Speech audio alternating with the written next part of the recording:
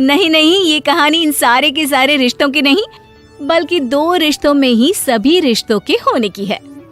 अरे बहू, मेरे और तेरे ससुर जी की रोटी मत बनाना, मैं बना लूंगी, दिन तक ठंडी हो जाती है। बहू जो कि एक वर्किंग लेडी थी।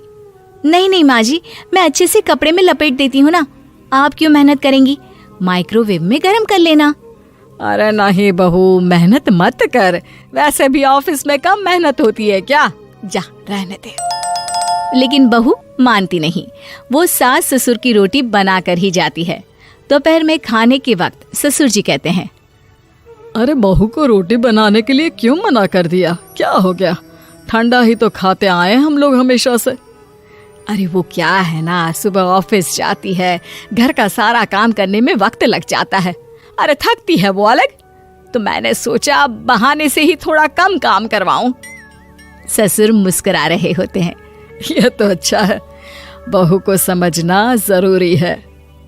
वक्त बीत रहा था, घर में सब खुश थे कि एक दिन, माँ जी आप शाम को थोड़ा टहलने निकला करें, घर पर रह रहकर हड्डियां जाम होती है, पापा को भी ले जाया करिए, मैं वक्त पर तो आ जाती हूँ। बहू ठीक 5 बजे ऑफिस से घर आ जाती है, फिर चाय नाश्ता बनाकर सास ससुर के साथ बैठती, उन लोगों को सारा दिन का हाल बताती। रात को पति घर आता है। क्या बात है बेटा, ऑफिस से आकर कभी हम लोगों के साथ भी बैठा कर। अरे माँ, दिन रात काम करके मन ही नहीं करता, अगले दिन की फिर तैयारी होती है, आप और पापा ही कमरे में आ जाओ। इससे अच्छी तो बहू है, कितना भी थकी रहे, घर आकर हम लोगों के लिए चाय नाश्ता बनाना, फिर बातें करना। बहू ना होती तो हम बुढ़ा बुढ़िया तो बैठे ही रह जाते। सास और ससुर अब बहू के कहने पर शाम की सैर पर निकलने लगते हैं। सास की कई सहेलियां बनती है तो ससुर को भी कुछ बुजुर्ग लोगों का ग्रुप मिल जाता है। कैसा रहा सहेलियों के साथ शाम का वक्त? हम लोगों ने तो भाई खूब योगा किया। अरे हम लोगों को गप्पों से फुर्सत ही नहीं होती। वैसे मिसेस मल्होत्रा आज बहू के बारे में कुछ बोल रही थी। तभी वहां ऑफिस से बहू आ जाती है जो जींस और टॉप में होती है। क्या बात है माँ, क्या कह रही थी आपकी सहेली आपकी बहू के लिए? सास इस बार बहू को कुछ अलग तरीके से देखती है और उल्टा सवाल ही दाग देती है। क्या कह रही थी वो हटा, ये बता, तेरे ऑफिस में तो मर्द भी काम करते होंगे ना? बहू जो अब तक मजाक कर रही थी वो सीरियस हो जाती है। मर्द होंगे नहीं माँ जी, मर्द ही ज्यादा है, हम 5 ही लड़कियां हैं ऑफिस में। अरे तो अच्छा लगता है क्या ऐसे कपड़े पहनती हो? कल से तुम ना साड़ी पहनकर ऑफिस जाना, और हाँ, शाम का नाश्ता थोड़ा जल्दी बनाया करो, नाश्ता बनाकर बाद में ही ऑफिस के कपड़े चेंज करने जाना। बहू को समझ में नहीं आता कि सास को हो क्या गया है, लेकिन वो कुछ नहीं कहती, सीधे किचन में जाकर चाय नाश्ता बनाती है और सास ससुर को दे देती है। अगले रोज बहू ऑफिस के लिए तैयार होती है तो खूब सुंदर सी साड़ी पहनती है और ऑफिस के लिए निकलने से पहले सास और ससुर के पैर छूती है और निकल जाती है। क्या बात है, आज मेधा के ऑफिस में लग रहा है कोई फंक्शन है। अच्छा, पता नहीं, मुझे तो बताया नहीं, वैसे तो सारी बात करती रहती है। अरे देखा नहीं कैसे साड़ी पहनकर जा रही थी? अरे वो तो मैंने ही बोला है उसे। अरे अच्छा लगता है क्या रोज रोज ऐसे सूट या जींस में जाना? बहू हो, बहू बनकर रहो, और आप भी ना मेधा मेधा मत किया करिए, बहू बोला करिए, सर पर चढ़ जाएगी तो दिक्कत हो जाएगी।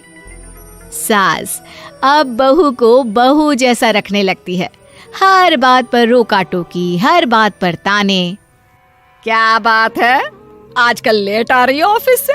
अरे चाय के लिए भी देर हो जाती है, हम लोग फिर पार्क में भी देर से पहुंचते हैं।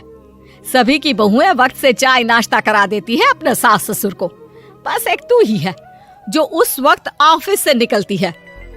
माँ जी, वो एक रास्ता पुलिस वालों ने न जाने क्यों बंद कर रखा है, जिसके कारण ट्रैफिक ज्यादा हो जाता है। मैं कोशिश करूंगी कल वक्त से पहले निकल जाऊं। ससुर देख रहे होते हैं कि बहू अब परेशान सी रहने लगी है। एक रोज, मेधा, बेटी मेधा। जी पिताजी। बेटा देख जरा कौन सी टी शर्ट अच्छी लग रही है।